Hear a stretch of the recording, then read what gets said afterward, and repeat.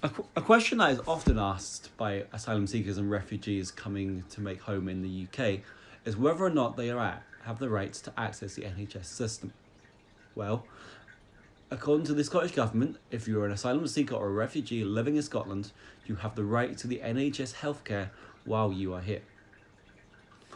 However, if you are an asylum seeker and you need care, you may also be asked to show documents to prove that you are currently living in the country. These include, but are not limited to, your application registration card, your passport, your travel documents, or a letter from the Home Office that says you're allowed to stay in the United Kingdom. Now, it's probably better to bring more than one of these with you anytime you go to visit the hospital, just in case something like this comes up. Otherwise, you may be asked to pay. Healthcare for asylum seekers is free for the most part. There are, however, some treatments that may incur a cost.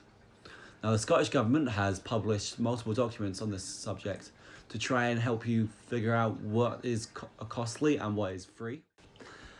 One of the key aspects that causes confusion with the British Health Service is the difference between general practitioners and hospital workers. General practitioners or your GPs are your local doctors, and they treat all common medical conditions and if needed, will then refer patients to hospitals if it requires specialist treatment. One of the key differences between general practitioners and hospital workers are general practitioners are able to help you from home. They will often be able to travel to your house and visit you there to save you trying to get out toward the doctor's surgery or even to a hospital.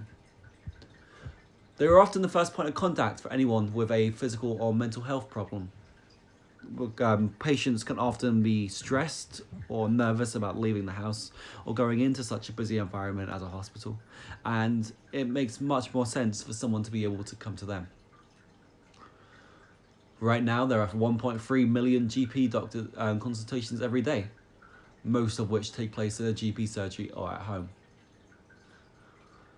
However, in order to use this doctor, you are going to have to first register.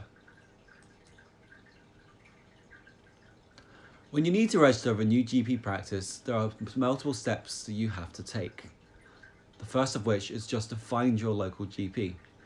There will often be one relatively close to you. You just need to find the address and find a phone number so that you can contact them. A problem that sometimes occurs is that the GP is completely full, so they are no longer able to take new patients and you may need to go to another one. But more than likely, they will be able to take you in and you can move on to the next step, which is make an appointment to register.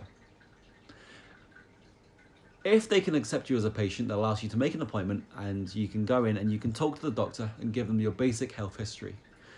You do not need the ID or proof of your new address to register, but it will help the practice if you can provide these. When you attend, you will be asked to complete something called an application form. This is a fairly simple form which just gives the doctor all the information that they'll need. This includes stuff such as your gender, your date of birth, your name, and where you were last registered to a doctor so that they can pull in the records from abroad. You will also need to give them the dates that you first came to live in the UK and stuff like that. All the information that you have provided will be used by the GP practice to carry out its various functions and services, and it will be kept 100% safe.